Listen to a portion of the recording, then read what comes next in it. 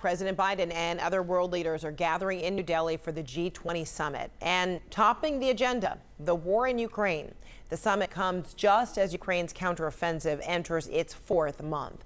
CNN's Fareed Zakaria sat down exclusively with President Volodymyr Zelensky this week and asked him about concerns over the pace of Ukraine's operations.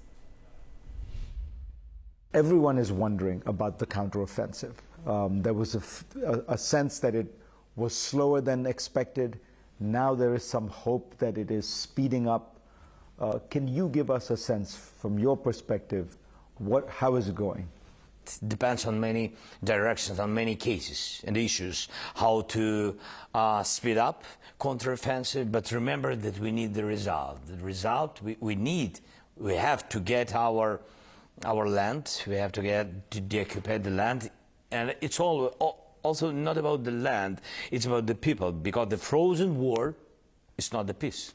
We are speaking about Putin. He wants to take all our country, to destroy all our families, houses, and etc. Because if he understands why he destroys, he understands that Ukraine will never go away from our land, will never do it. That's why he has to kill us.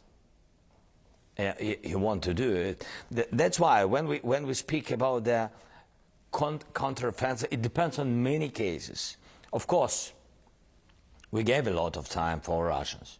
We gave a lot of time to prepare, to put the mines in. Put the mines on the fields, on the big territory. And so you see the three defending lines. And that's because you were waiting for Western the weapons. That's why I said, yeah. That's why what I said, it depends on many issues. We waited too long, it's true. No, I'm thankful to partners, to United States, EU, other partners. I'm thankful very much, President Biden, but we have, and to Congress, but we have to understand. First, we waited too long, they put mines. Then when we been ready, from the point of view of our partners, because the decision to give us, for example, Bradley or another kind of weapon, the decision, it doesn't mean the result. You don't get them immediately. Of course you don't. Of course you don't. So something still on the way.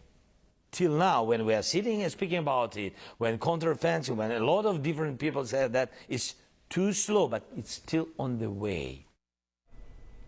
And you can catch Fareed's whole interview tomorrow at 10 a.m. on GPS. For more on this, now let's bring in retired Air Force Colonel Cedric Leighton. He's also a CNN military analyst. Colonel, great to see you. So you heard President Zelensky, defending the counteroffensive there amid suggestions that it's, going too slow. What is your reaction to his comments and some of his expressed frustrations?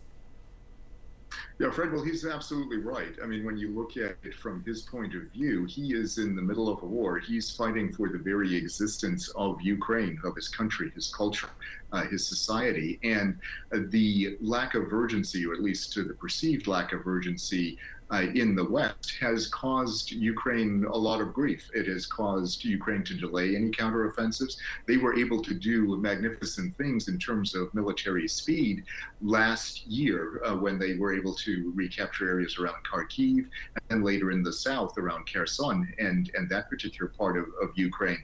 But at that point in time, the Russians had no defensive positions to speak of. They didn't have the tank traps. They didn't have the dragon's teeth. They didn't have the trenches. They didn't have the mines. And that's the kind of thing that they were allowed to build up during this period that Zelensky was waiting for weapons to arrive from the West. So this, in essence, a lack of urgency on the part of the suppliers of this, that has created the slowness in this counteroffensive. And this interview taking place before world leaders have been meeting now in India, for the G20 summit, and Ukraine now, blasting the group of 20 after they agreed, on a joint statement today that calls on states to refrain from the use of force to seize territory, but stop short of condemning Russia. So, is this declaration strong enough? No, it's not when you really think about it. And the Ukrainians have a point here as well, because, what we're looking at is a war of conquest, a war of, in essence, that throws us back to the 1930s. And that's the kind of war that should be condemned by all of the powers in the G20. And the fact that they went basically halfway, they took half steps to saying that a war of aggression is wrong, and that is correct. The problem that you have is that they didn't specifically condemn Russia. So Russia, China, other countries that are aligned with them can say, well, look, this hasn't really doesn't really apply to us because we're, taking care of our ethnic people or our populations that are in other countries.